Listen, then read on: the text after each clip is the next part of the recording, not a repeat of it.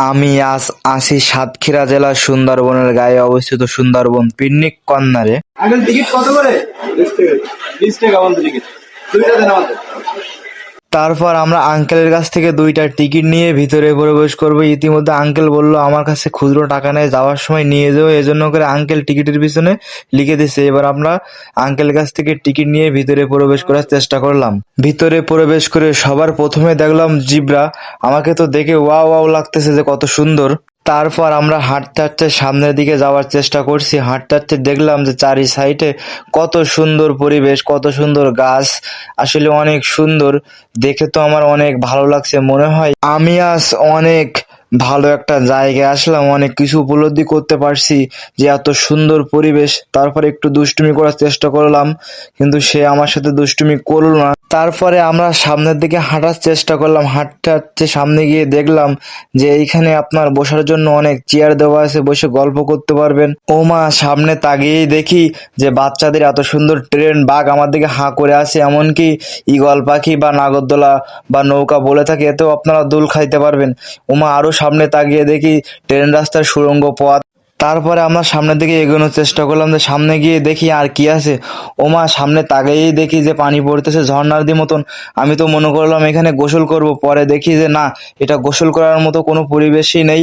এখানে মাছ চাষ, অনেক সুন্দর রঙিন মাছ, আসলে আমার কাছে দেখে অনেক সুন্দর মনে হয়।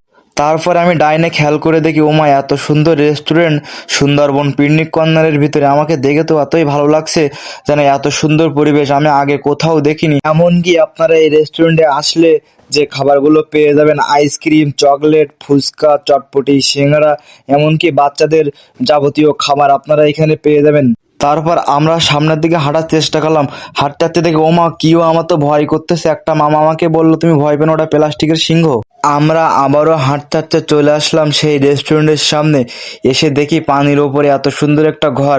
আমি তো বললাম ওখানে যাওয়াই লাগবে, এই জন্য করে আমি হাঁটার চেষ্টা করলাম যে ঘরের ওইখানে যাওয়ার জন্য। অবশেষে আমি ঘরের সাইডে এসে পৌঁছালাম।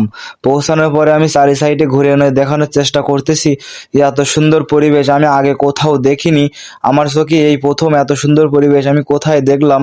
আসলে আমার মনের ভিতরে একটা শান্তি লাগতেছিল যে এত সুন্দর জায়গা, এত সুন্দর পরিবেশ। এত সুন্দর পরিবেশ দেখতে হলে অবশ্যই আপনাদের চলে আসতে হবে সাতক্ষীরা জেলার শ্যামনগর গোপালপুর নামে পরিচিত সাতক্ষীরা সুন্দরবন পিকনিক কর্নার নামে পরিচিত। এইখানে আপনারা আসলে এত সুন্দর পরিবেশ সবাই দেখতে পারবেন। তারপরে আমরা বাসার উদ্দেশ্যে রওনা দেবো বলে বাইর হচ্ছি। হাঁটতেছি, হাঁটতে হাঁটতে সামনে গিয়ে দেখি বিদেশি জাতের প্রাণী, তার সাথে একটু দুষ্টুমি করার চেষ্টা করলাম। সে আমাকে দেখে ভয়ে পালাচ্ছে, এজন্য করে আমরা আবারও সামনের দিকে হাঁটার চেষ্টা করলাম। তারপর হাঁটতে হাঁটতে সামনের দিকে গিয়ে দেখি এখানে বাচ্চাদেরও চরকি বা ঘোড়ার পিছনে উঠে ঘোরাঘুরি করতে পারবে, এমনও ব্যবস্থা আছে। তারপরে আমরা ফাইনালি গেটের সামনে চলে আসলাম। হাঁটাহাঁটি শেষ করে বাসার উদ্দেশ্যে রওনা দেবো বলে আঙ্কেল আমাকে বললো, তোমাদের ঘোরাঘুরি শেষ? আমি বললাম, হ্যাঁ আঙ্কেল, আমাদের ঘোরাঘুরি শেষ। এজন্য আঙ্কেলের কাছে টিকিটটা দিয়ে দিলাম, আঙ্কেলের কাছে থেকে পাওনা টাকাটা নেওয়ার জন্য। অবশ্যই পাওনা টাকাটা নিয়ে আমরা বাসার উদ্দেশ্যে গেট থেকে দেখেন বাইরে হয়ে যাচ্ছি। অবশ্যই আপনারা সবাই আসবেন সুন্দরবন পিকনিক কর্নারে।